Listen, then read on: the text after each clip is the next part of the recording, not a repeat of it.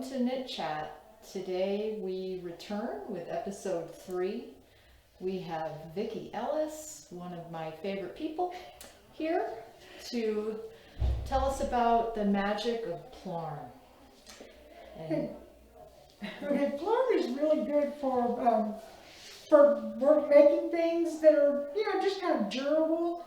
And also it's good for people who don't have a lot of money. You don't have to buy yarn. It's free.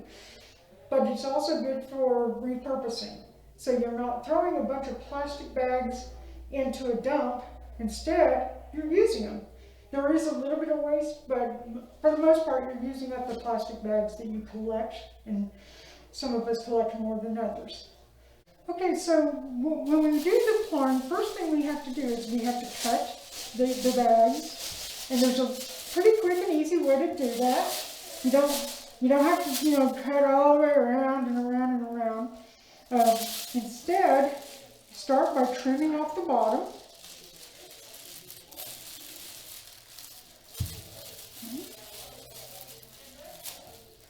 Okay, and then you can trim off the handles, but I usually just save that for the end. Okay, then you want to straighten it out a little. Okay, then you fold it, and the way you fold it is you take this edge and you fold it up to within about a couple of inches of the other edge. And then you do that again. And you keep doing it until this width is pretty much the same as the other. And now you start cutting. So you'll start at the bottom and go, I don't know, inch or two, just depending on how thick you want it to be. And you trim it until you get to the folds here.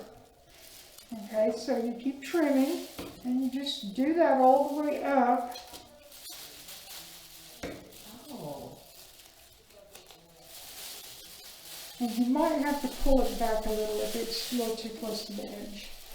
You don't want to cut all the way to this edge, Okay. because if you do, you break your round. So you're creating a continuous yarn. That's exactly what I'm doing, yes. So are you cutting through those folds on the bottom, or? Yes. Okay. I'm cutting from this fold through that one. It's this fold up here that I don't want to cut through. I see. Although at this point, you see all I have left is handle. Uh-huh. I just go ahead and cut the handle off. Okay. So this is really your total waste. Just the handle becomes waste. Yeah. Then I straighten it all out and kind of pull it apart. And it looks kind of like a skeleton, the back. You have your spine and then the ribs. Okay. And I start again at the bottom. And I'm going to cut a diagonal from the very bottom to this crease up here. Okay, so let's see. So you've got, so now it looks like we have a spine and ribs. I see where you're at. So you're going, that whole portion you didn't cut through is what you are now going to address. Exactly. And you're going to be cutting on the diagonal, and that's how you get your continuous Okay, thing. let me zoom in here so we get a really good close-up. Okay, here we go. Okay, so you start at the bottom and you work up to this first cut. All right. Okay? I see. Then you just keep cutting on the diagonal. I cut parallel to that one. Okay. Okay? And notice how you now have this, you're starting to get That's this continuous excellent. thing. And you just keep doing that all the way up.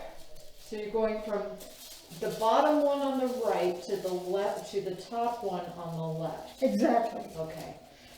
Okay, and then when you get to the end, then you can do things like wind it or whatever, or connect it to another one. Uh-huh. Okay. Now here is really where I'm going to end. There is a little thin spot there. Yeah. And you could just cut off right there. But also, one of the things I do, I'll pull out one of these so you can see, is when I do this, I'll do a whole bunch of them at a time. But then when I wind them, I fuse them together, and I can do that maybe in another video. Well, this is longer than I expected it to be. But I fuse them together, and so you end up with a continuous round, and you can change colors, or you can keep the same color, however you want it to work. And create a striping yarn. Right, but what I do is like that weak spot Yep. that I had, when you're fusing the other part, you can just kind of fold it right there Okay. and fuse that the same way you fuse them together. And so you fuse with using heat? Or? Yes, what I turn an iron almost on its lowest setting.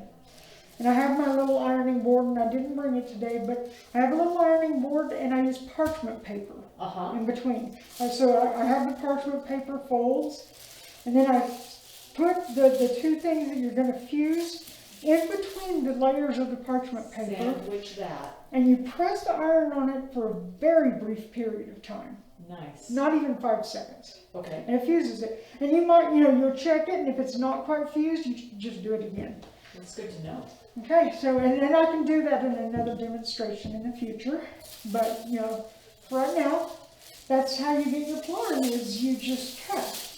Then to show you, this is something I started last night, and you can make a, pretty nice fabric. It feels kind of like raffia, and I crochet with it. I've never tried knitting with it, but I'm sure you could probably do it.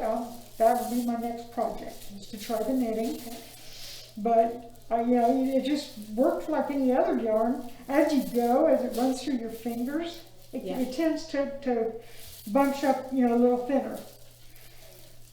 And it's pretty sturdy. So you just work it just like you would. I'm not the most coordinated, but you'd work it just like you would any other yarn. Okay. It might be a little difficult to work with at first. I don't really recommend this for beginners. You need to be fairly comfortable with knitting or crocheting the way you're doing it with. Okay. Because it's a little bit harder to work with, but it works out nicely.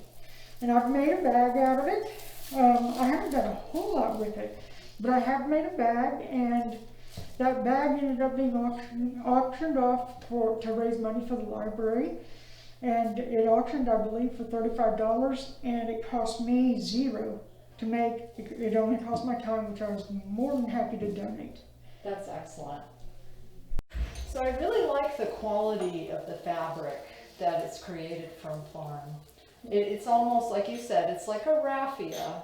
I think it would really loan itself to a nice beach bag or a more formidable shopping tote. Yeah.